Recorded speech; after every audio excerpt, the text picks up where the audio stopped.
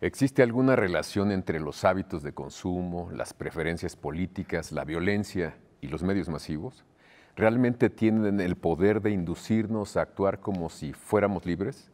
¿Son un espejismo que nos impide ver la realidad o simplemente su fuerza de penetración se debe a que han sabido incorporar motivos y aspiraciones de la población? Para ayudarnos a entender su influencia en la vida cotidiana, está con nosotros la doctora Carola García Calderón, especialista en estos temas y actual directora de la Facultad de Ciencias Políticas y Sociales de la UNAM. Gracias, Carola, por estar aquí. Muchas gracias. Con mucho gusto, Javier Aranda, y con mucho cariño. Igualmente. Carola, pues es un tema complicado, sobre todo porque también ya se incorporó en este fluir mediático, pues los productos de la Internet, las redes sociales que les llaman. ¿Tú las llamas redes sociales? Yo les llamo redes sociales digitales o sociodigitales, aludiendo a que están sustituyendo muchas formas de comunicación presencial de lo que sean realmente las redes de interacción entre las personas, que son redes sociales, grupos de amigos, no solamente de familia, de amigos, de conocidos, pero redes de personas reales. Y si nos vamos a las redes sociodigitales, tienen una intermediación, que es el tener un mecanismo, un dispositivo de por medio.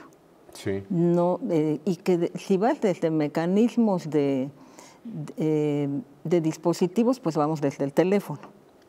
Y cuando desde la comunicación se habla del teléfono, se habla mucho del ruido en la comunicación. Cuando la señal telefónica no funciona bien, cuando uno entiende una cosa en lugar de otra. Y las redes sociodigitales potencian mucho esto. Enlazan a la gente de otro. No son ajenas a eso, tienen un principio de que son redes de personas, porque si no, ¿quién se va a comunicar? No solamente, aunque también hay algoritmos y demás, no solamente son productos mecánicos, no son máquinas, pero son, como lo dijera McLuhan en algún momento, sin haber pensado, y lo decía McLuhan viendo la televisión, son redes como extensiones del hombre, como extensiones de las formas de comunicar. Extensión de la vista, extensiones de las formas de comunicar. Y en ese sentido incorporan la inmediatez, inmediatamente podemos estar en contacto con alguien. Hablábamos de la relación epistolar, por ejemplo, cuánto tiempo tardaba una carta, y si lo piensas de un continente a otro, cuánto tiempo tardaba en llegar. Lo que implica un telegrama y lo que implica ahora un Facebook, donde tú puedes estar en otro lado del mundo, tomando una foto y diciendo estoy comiendo esto en tal parte. El telegrama, que decían que es muy equiparable a Twitter, por el número de caracteres, por lo corto que puede ser un tweet. Y bueno, incorpora mecanismos de imagen, de sonido. Tú puedes subir muchísimas cosas a la red y potencia la posibilidad de recibir información. No sé qué tanto la posibilidad de comunicarte totalmente. Claro. Porque ahí entran los principios de incomunicación, de soledad. Hay autores que hablan de modernos nómadas que pueden ir conectados a un dispositivo móvil sin comunicarse con nadie a su alrededor. E incluso no estar comunicándose con alguien a través del dispositivo, sino recibiendo contenidos, escuchando música, haciendo muchas cosas con el dispositivo que no necesariamente son el intercambio con otra persona. Exactamente. En ese aspecto es que yo sí remarco que son sociodigitales. Son sociodigitales. Carola, hay dos medios. Los medios tradicionales ahora son la televisión, el radio, que escuchamos en las mañanas muchas veces, y las redes sociodigitales. Realmente, en casos, por ejemplo, como Estados Unidos con Trump, o en el caso mexicano con López Obrador, ¿fueron determinantes para que accedieran al poder? Son un factor, entre muchos otros, porque finalmente la población que determina cómo va a votar, sus preferencias políticas, no solo lo hace a través de un mensaje. Esto se atribuía cuando en su momento la radio, la televisión, también fueron nombradas como nuevas tecnologías. Ahora ya son medios tradicionales y las nuevas tecnologías son todas estas redes, desde Instagram hasta TikTok, todas las plataformas, los dispositivos. Y pues potencia, igual que lo decíamos al hablar de redes, muchas de las cuestiones. La gente cuando habla de Internet se pensaría que Internet nos hace actuar como antes se le atribuía a la televisión. que si uno escuchaba un mensaje radiofónico y creía en la guerra de los mundos, o uno escuchaba un mensaje de televisión y decía, porque lo dice el conductor principal del noticiario nocturno, es cierto, pues ahí entra mucho la información, dónde se sitúa el receptor, los intereses políticos que tenga, la manera de ver el mundo, sus relaciones alrededor de todo tipo para tomar una decisión. En ese aspecto no estaríamos pensando en que porque lo vemos en Internet automáticamente lo creemos. ¿Qué está sucediendo? Que la gente cada vez más se está trasladando parte de su vida cotidiana, parte de la vida misma de la que habla, por ejemplo, Agnes Heller, que dice la vida cotidiana es la vida misma, es el transcurrir, es el devenir, es cómo vivimos, lo está trasladando a las redes. Y hay quienes viven mucho más en las redes que en la vida real. Ahí habría todo. En Japón, que se encierran en un cuarto y solamente se comunican. Sí, y en la medida que crecieron las sociedades urbanas, todo el entretenimiento a domicilio creció. Si lo vemos ahora con la pandemia, pues por supuesto que estuvimos todavía más metidos en las redes. ¿Y fueron útiles? Fueron muy útiles. Ahí se vieron potencialidades que no se habían explorado. Por ejemplo, hablábamos mucho de la educación a distancia y de los procesos educativos. Y la pandemia nos puso en una situación en que tuvimos que acudir a los medios a distancia para poder continuar las clases, simplemente hablando, por ejemplo, de la UNAM, y en la UNAM con un nivel, con ciertos sectores, con jóvenes, pero gran parte de los niños, de los jóvenes, de las personas por ahí antes de los 40 años de edad, son mucho más usuarios de las redes sociodigitales. Están recurriendo más y más, leen menos, se informan más a través de eso, se entretienen más, porque además se da todo este sistema de interconexión.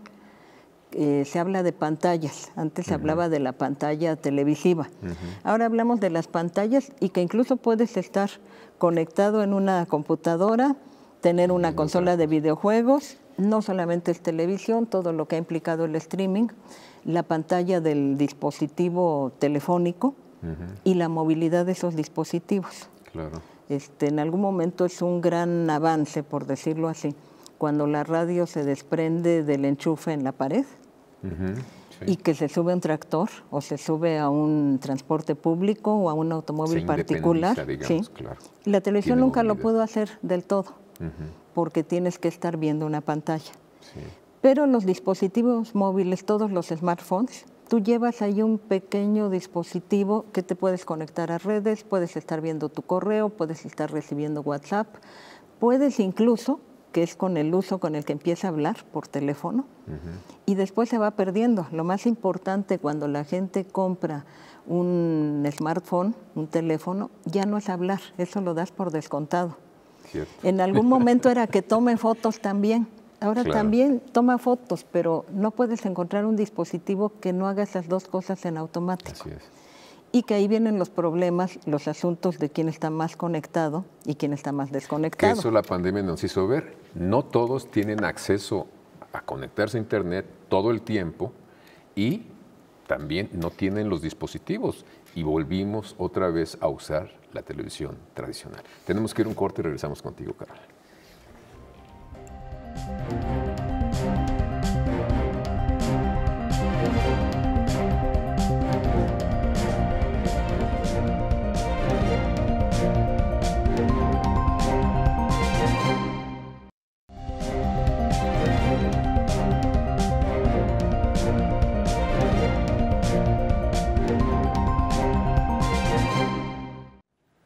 Estamos con Carola García Calderón, una especialista en medios digitales, medios tradicionales, directora de la Facultad de Ciencias Políticas y Sociales, y nos estabas haciendo ver, Carola, que pues, también es un espejismo pensar que tienen tanta influencia las redes sociales digitales como en un tiempo decíamos eso de la televisión tradicional, ¿no? Porque no todos tienen acceso a ello y porque también el uso político que se les puede dar tampoco garantiza de que puedan transitar fácilmente, ¿no? Así es, el mismo uso político, los mismos políticos tuvieron que aprender a usar estas redes. ¿Y ya saben usarlas? Y todavía no saben usarlas.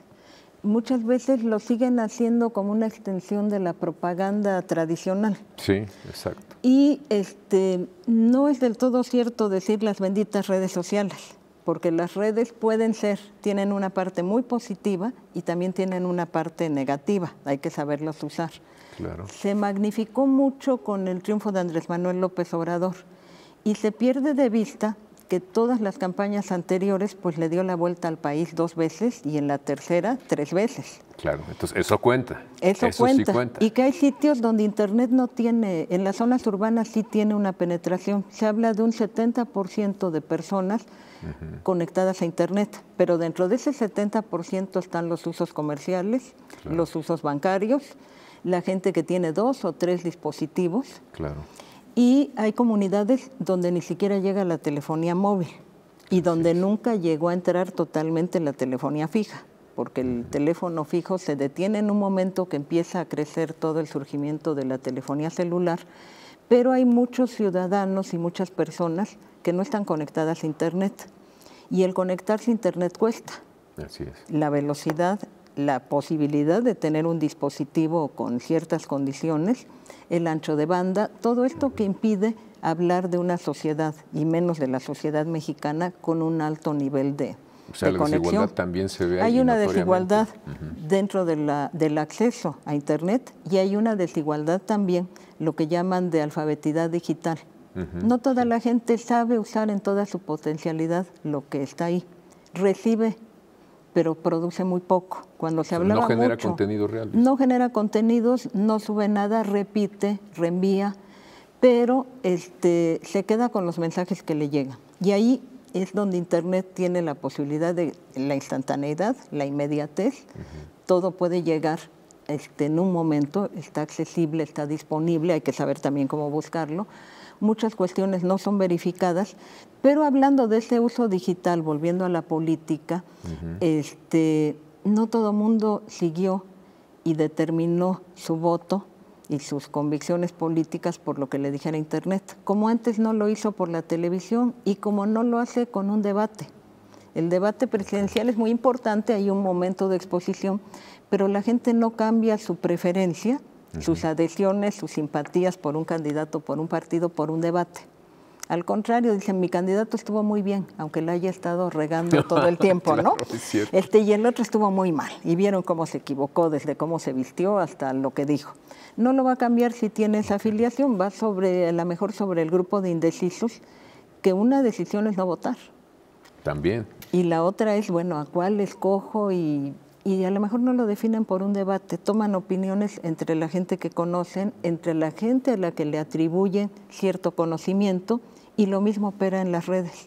Entonces, hablar de las benditas redes sociales sí hay un segmento, pero tampoco podemos decir que todos los jóvenes se mueven a través de las redes sociodigitales. Sí, generalmente el público que está acudiendo, o los usuarios, más que hablar de público, que está acudiendo a las redes sociodigitales, en su mayoría son jóvenes. Sí. Pero también las personas de mayor edad han estado recurriendo a Internet y obligados por una pandemia. Y obligados a que si se querían vacunar en un primer momento se tenían que registrar a través de medios que no conocían. Y o pedían ayuda o los usaban. Y quien no tiene servicio de Internet pues busca a quien le ayude. Siempre. Sí, eso se dio mucho. Desde las declaraciones de impuestos. Cuando todas las declaraciones de impuestos se vuelven electrónicas, todas estas oficinas montadas afuera del SAT, por ejemplo, tenían una máquina de escribir. Ahora tienen una computadora y una conexión a Internet. Claro. Y la gente recurre ahí porque no tiene el dispositivo, porque no tiene Internet o porque no lo sabe usar. Claro. ¿Cómo deciden Evidentemente, Twitter sí era para Trump una forma de gobernar.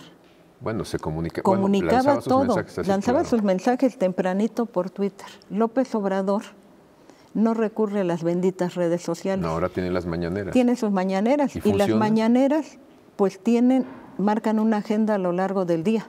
Él marca la agenda. Él marca la agenda. Desde muy temprano. Desde temprano y se va reproduciendo todo el día y se va comentando en el sentido que sea y al día siguiente reanuda. En ese aspecto sigue recurriendo más a lo tradicional que a las benditas redes sociales, que sí sirvieron en la campaña para buscar un voto de jóvenes, para movilizar, pero mucho, lo decía ya, de lo que estuvo a través de todas las redes, pues eran mensajes tradicionales, el meeting, la campaña, las declaraciones,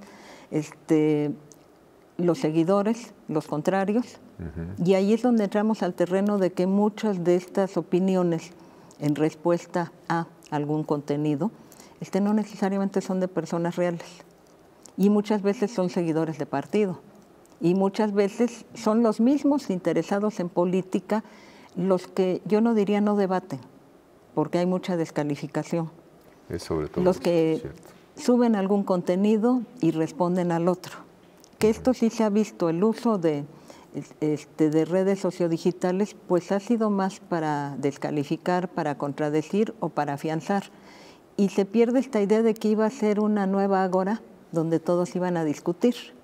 Que al principio los ciberoptimistas decían, nos estamos liberando de los grandes medios, los grandes concesionarios y demás, y todo el mundo va a ser libre de opinar, de decir, de actuar, y no.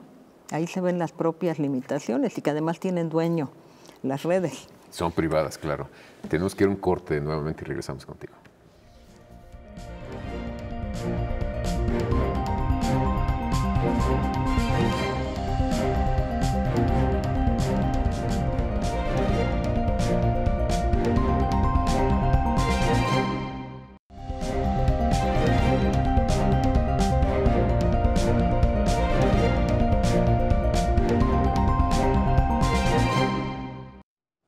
Carola García Calderón, entonces, si estamos haciendo las mismas cosas que se hacían en los medios tradicionales, en los nuevos medios digitales, vamos a tener los mismos resultados. Pues no, a lo mejor resultados no muy distintos. Ok. ¿Y es posible tener cambios de consumos o de conductas? Sería pensarle a reforzar procesos educativos y lo que la gente hace con la información. Porque, para cerrar, digamos, el tema de la política, es uno de los menores usos de Internet. Debatir, hablar sobre política, no hay debate. Estar en política. El debate no hay en México. No, es uno de los últimos usos. El primero sigue siendo el entretenimiento. Y todos los estudios, uno, desde reírse de algo, de que uno de los primeros clásicos era aquel niño que se cae atravesando el río. Y la gente lo reproducía y se reía. Los otros usos siguen siendo entretenerme. Y entretenerme puede ser desde ver gatitos, perritos, hasta enterarme de los divorcios de la gente de la farándula, del espectáculo deportivo, de mucho con esta idea de espectacularidad, de ver algo nuevo, de ver algo que me entretenga, que me divierta. Y también, bueno, muchos contenidos. El crecimiento del streaming tiene que ver con eso. No estar sujeto a horarios, no estar sujeto a comerciales, a espacios publicitarios. Y entonces tengo ciertos contenidos que aparentemente son muchos, pero finalmente es el que me determina. Disney o Amazon o Netflix, el que sea. Los más atractivos, los que tenga a mi disposición. Y creció mucho la producción para estos contenidos, que es donde se habla de que le pega a la televisión y le pega a la industria cinematográfica. ¿Y sí le pega? Sí le pega en buena medida. Y se ve, por ejemplo, simplemente en las entregas de Óscares. Compiten las películas hechas, no competían las que se hacían para televisión, tenían su espacio propio. Pero las que se producen para estos nuevos sistemas están compitiendo con las que se exhiben en el cine comercial. Las de Netflix. Las de Netflix, todas estas, las de Disney. Y bueno, la manera en que va creciendo. Pero la gente sigue usando estos medios para entretenerse en primer lugar. Otro de los usos que se reportan entre los primeros es para ver pornografía, lo cual también resulta preocupante en sociedades como estas, pero tiene que ver con el mirar, con el ver, con el asistir. Pero del mirar se puede algo. Pasar al hacer. También. Estamos viendo, por ejemplo, esta serie que se llama El Caníbal, en donde pues este personaje siniestro se inspiró en una película. Ese es todo un debate de mucho tiempo atrás. Si la televisión genera violencia, lo mismo se dice de los videojuegos. O de los narcocorridos. O de los narcocorridos. Depende mucho lo que hay en la sociedad, la estructura social, la estructura familiar. Lo que está fallando es la estructura social. En buena medida, sí. Y la gente hace mucho caso de los medios, las políticas públicas, las políticas educativas y también esta constante exposición a los medios. La gente se informa menos, verifica menos la información que le llega, tiene menos elementos para construir. El decir que se lee menos, mucha gente no entra a leer a través de Internet. Los jóvenes están leyendo mucho en pantallas, ya no están comprando libros como nuestras generaciones, que necesitas tener el libro en las manos, verlo. Hay quien lo subraya, quien le pone comentarios, todo lo que se hace con el libro. Lo puedes hacer en las pantallas. Ahí tiene mucho que ver con la manera como te relacionas con los medios. Los jóvenes son mucho más dados a esto. Lo tengo disponible, puedo buscar en la amplitud de contenidos, cuestiones que no había en otras épocas. Uno tenía que ir a la biblioteca, tenía que comprar los libros, y ahora hay bibliotecas digitales enormes. No entra tanto a las bibliotecas digitales. Ahí hay una de las bondades de Internet, puedes tener acceso a las mejores bibliotecas del mundo y muchas gratuitas. Así es. Sin embargo, la gente no entra a eso. Entro a ver lo que el buscador además me pone en primer lugar. Y en primer lugar puede estar la separación de Shakira y Piqué, muy por encima de hechos mucho más trascendentes e importantes para la vida de la sociedad. Y eso es un uso político. Eso también es un uso político. Pero es un negocio también. Y es un negocio. ¿Y qué hicieron los políticos? Si la gente no entra a ver mensajes políticos, me meto al espectáculo. Y eso es muy claramente remarcado, por ejemplo, en la campaña de Peña Nieto. Claro. Que Peña Nieto tiene una exposición mucho mayor, más que en los programas de debate político, más que en los temas informativos, en los programas de espectáculos. Fija su imagen. Fija su imagen, y cuando anuncia su noviazgo con la gaviota, lo hace en un programa de televisión. Sí. Y se va a los programas de espectáculos, porque es el noviazgo de la época y después el matrimonio, que le da mucho tiempo para una exposición mediática. Y estamos hablando de un momento en que empieza a crecer Internet. Esto multiplicado en Internet, por supuesto que no solamente era una cuestión televisiva, era una cuestión que estaba en todos los portales de Internet. Cierto. Y con Internet se pueden hacer muchas cosas. Yo creo que pasa lo mismo, volviendo al tema que decías del caníbal, sí, pero también se podían tomar en hechos criminales muchas referencias de la literatura. Por ejemplo. No solamente es de la televisión o de los videojuegos, es como muy maniqueo decir, es que alguien ve videojuegos de estos Metal Gear, todos estos que matan y demás, y va a salir a matar gente, lo cual no necesariamente es un efecto inmediato de los medios. Tiene que haber algo alrededor para que alguien se decida a actuar de manera violenta, y no lo va a hacer porque un contenido televisivo o en Internet o el videojuego se lo diga, las novelas negras. ¿Te van a inducir a matar gente? Pues no necesariamente. Ahora, hay muchas cosas que en la red se pueden bajar, y se ha visto en Estados Unidos, que ahí es donde entra la cuestión social también y de qué tipo de sociedad. Tú puedes comprar armas, tú puedes tener... O sea, el contexto importa más finalmente. El contexto importa mucho más. ¿Se tendría que regular eso? Es muy difícil ¿Los gobiernos, los estados? Porque finalmente esos son desarrollos que surgen de un proyecto de inversión. Por ejemplo, la Internet es inversión pública. La hicieron los militares o oficinas de gobierno, pero tendrían que decir cómo se manejan las cosas. Habría que regular. Yo siempre he sido de la idea de que no es posible poner un régimen estricto de regulación no permisiva, porque entonces suprimes, que ahí está todo el debate con el mismo Trump. Si puedes bajar y negarle el acceso a Twitter, porque está, ahí sí hay esta línea que es muy difícil de medir. ¿Por qué? Porque entonces tienes algo que está limitando una expresión. Pero sí puedes regular, por ejemplo, hablando de Estados Unidos y de otros lados, qué se vende. No tienes quizás los recursos si no tienes una política pública y no tienes los instrumentos para hacerlo. De nada serviría hacer una ley que prohíba vender drogas, vender armas, hacer trata de personas, que está en Internet. Y esto se ha mudado a Internet. Sí, a la Deep Web que le llaman. Exactamente. Está ahí finalmente. Ahí está. Y entonces es tienen los estados los recursos, pues tienes que generar una policía cibernética y tienes que crecer. Y de ahí a la sobrevigilancia de los ciudadanos en otros casos, que se ha visto el espionaje y el espionaje telefónico. Recientemente. Entonces, entras en esa discusión que puedes coartar una serie de libertades, pero yo creo que hay cuestiones que sí deben estar reguladas, porque si no, ¿para qué tienes un Estado que esté garantizando ciertas formas de convivencia, que esté regulando qué se puede hacer y hasta dónde es el límite que no afecte la libertad de las personas y que no afecta a terceros?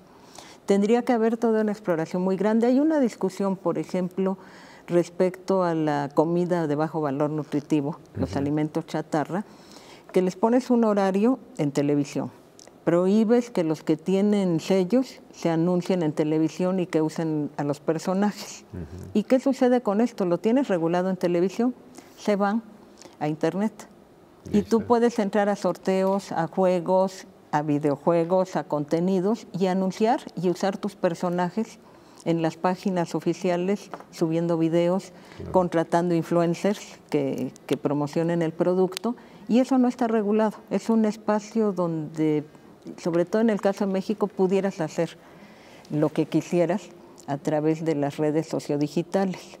Y lo más delicado es que la mayor parte de quienes están entrando a las redes sociodigitales con menores defensas, si quieres, en términos de conocimiento, de educación, de madurez, pues son niños y son adolescentes.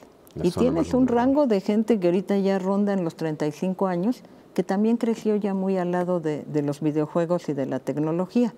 Pero los videojuegos, la tecnología en sí no son malos.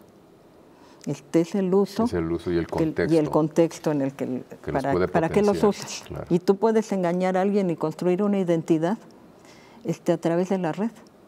Y nada te lo impide.